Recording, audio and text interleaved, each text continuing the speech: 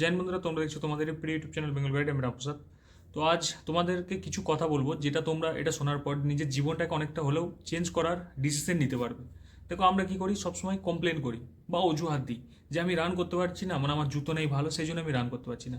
আমি পাস করতে পারছি না, মানে আমার কাছে বই কেনার টাকা নেই বলে আমি পড়া করতে পারছি না, বা আমার কাছে বই নেই বলে আমি পাস করতে পারছি না। এরকম অনেক কমপ্লেন আমরা নিজের এগেনস্টে তৈরি করে থাকি সবসময়।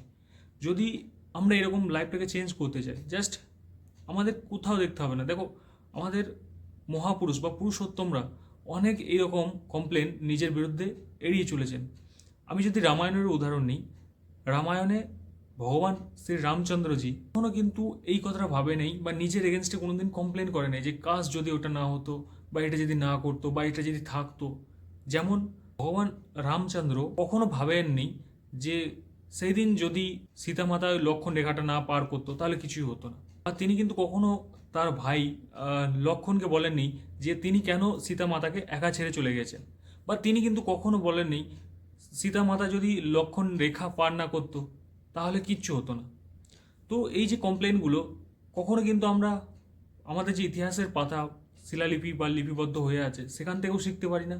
আমরা এগুলো ধীরে ধীরে ধীরে ধীরে ইতিহাস ফলো না করে, আমাদের পূর্বপুরুষদের ফলো না করে, বা আমাদের কালচার ফলো না করে আমরা এরকমভাবে চলতে শিখেছি। মাতা সীতা লঙ্কায় অশোক বাটিকাতে বসে থাকার সময় তিনি কখনো ভাবেননি এই কথা যে আমি যদি সেদিন ওই সোনার হরিণটা না চাইতাম তাহলে আমার হয়তো আজকে এইরকম সিচুয়েশন দেখতে হতো না। বা ভগবান রামচন্দ্র কখনো এটা ভাবেননি যে মাতা কৈকেয়ীর কথা শুনে আমি কেন বনবাসে এলাম, আমি তো রাজা। এখানে কিন্তু আমরা কখনো কিন্তু আমাদের ইতিহাস বা আমাদের পুরুষোত্তম বা আমাদের কালচার থেকে আমরা কিন্তু কখনো নিজের এগেনস্টে কমপ্লেন আমরা কিন্তু কোনো জায়গা থেকে পাই নাই। এটা থেকে আমার এটাই বলার যে নিজের বিরুদ্ধে কমপ্লেন না করে চেষ্টা করো যে সিচুয়েশনটার মধ্যে তুমি আছো সেটা থেকে আমি কিভাবে বের হব বা কিভাবে এটা সলিউশন হবে সেটা ভাবো।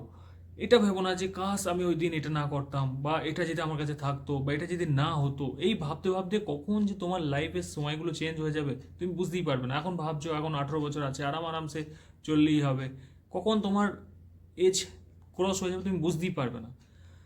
তো এই ভিডিওটার মধ্যে বলার উদ্দেশ্য এটাই যে কখনো নিজে পারছো না বলে বা নিজের কাছে নেই বলে নিজেকে কমপ্লেন করতে শিখো না যে আমার কাছে এটা নেই বা ওটা নেই বা এটা থাকলে হতো।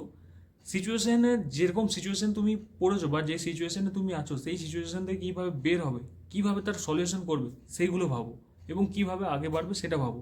এটা যেদিন থেকে তুমি ভাবতে শুরু করবে না, তোমার মন যেদিন থেকে এটা ভাবতে শুরু করবে সমস্ত চারিদিক না দেখে কমপ্লেন করা ছেড়ে দিয়ে, সেদিন থেকে তুমি জানবে তুমি তোমার জার্নি শুরু করে দিয়েছো এবং তুমি সেই শীর্ষে একদিন পৌঁছে যাবে।